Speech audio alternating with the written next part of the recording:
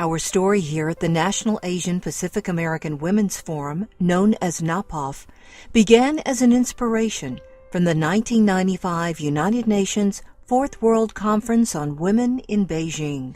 And it was the spirit of Beijing in terms of how to bring Beijing home that became kind of the genesis for the birthing of NAPAWF. There really never was an activist organization, a grassroots organization. And we thought it was time so that we could really amplify the various issues. We were like sad that it took us going to Beijing to find each other.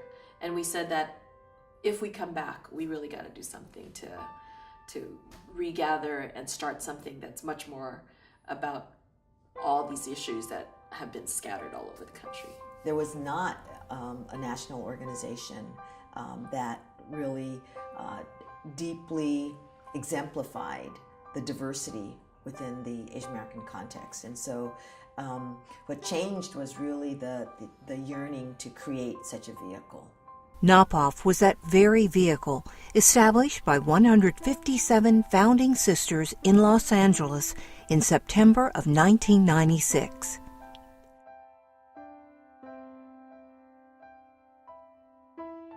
Over the last 20 years, NAPAWF has worked tirelessly on issues that impact Asian American women and girls, advancing their social justice and human rights. On a personal level, NAPAWF has really been sort of my, the sisterhood, really, my emotional support, the network that supports my soul and my heart. I met women who were my age, who looked like me, who sounded like me, and they were pursuing social justice work that I was wanting to do. So I finally got a chance to meet women who inspired me, who guided me, and took me as a sister. In order for real change to happen, you have to combine the cultural with the political. And NAPAWF is just one of the only organizations that really fight for our voices. NAPAWF is the vehicle through which we can gain more political voice, where sort of Asian American women and girls can be more visible, have a seat at the table, and really be seen as a force. Being invisible is a type of violence. It is a denial of someone's humanity. And I do this work today, now, and I did the work I did at the LGBT community because we're beautiful. Each and every one of us individually are beautiful. And that needs to be recognized and seen and to be brought into conversation and brought into the full fabric of this society in this country. I think it's essential to have a NAPAWF to be able to have a national voice, a state voice, and a local voice on Asian American women's issues. We do policy advocacy work so that there's a voice for us and we take our seat at the table and we represent the needs, the experiences, the desires, the hopes and dreams of our community.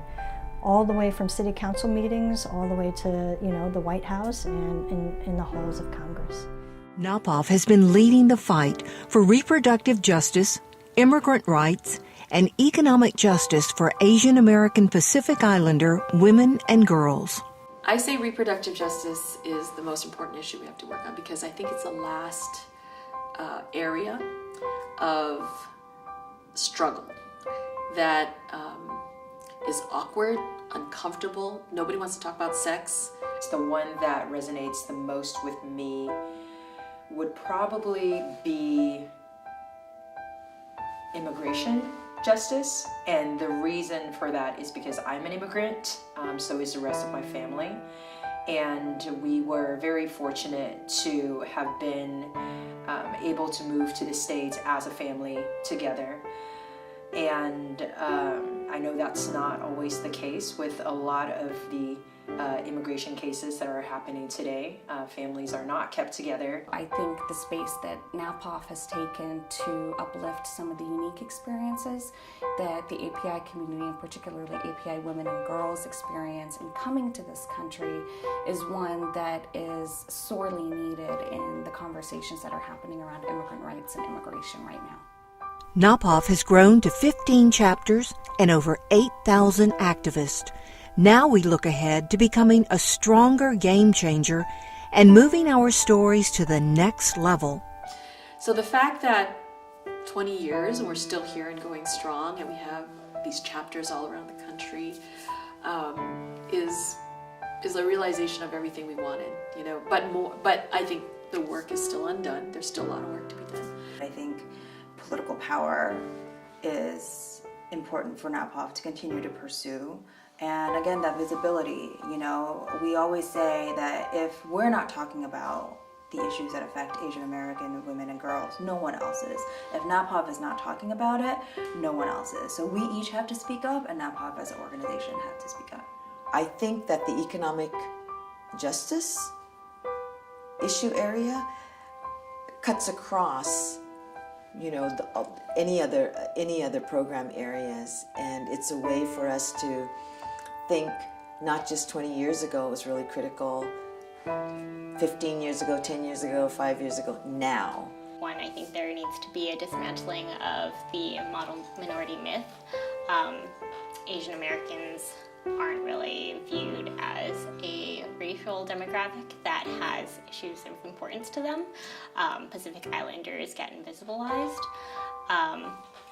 And I think that there also just isn't this sort of organizing or collective grouping of Asian American and Pacific Islander women yet that has been tapped into. We're such a diverse collection of ethnicities, of different immigration histories, of political and social and cultural identities that there needs to be a space for us women to come together and realize that we too have stories and we too have issues that we want to work through together.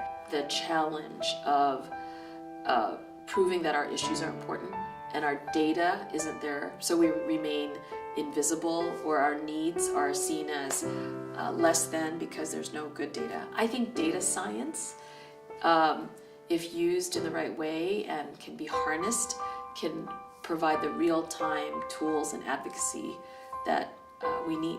We need to be engaged, but we need to have vehicles and institutions, organizations, structures in place that we can participate through and with and lead.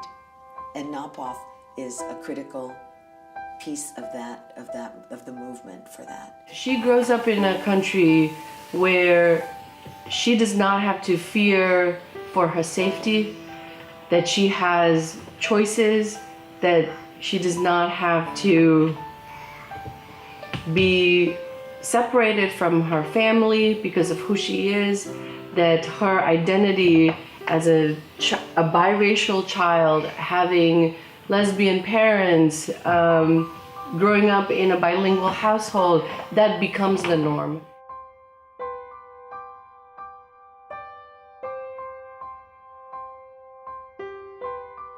There's more to the story. There is more to the story. There is more to the story. There is more to the story. There is more to the story. There's more to the story. But it's in really telling our stories and really being able to look at what's going on in the communities that we see ourselves, and it really is the way for us to be able to continue to be politically active and to be able to keep up the fight, keep up the struggle around what's best for all of us.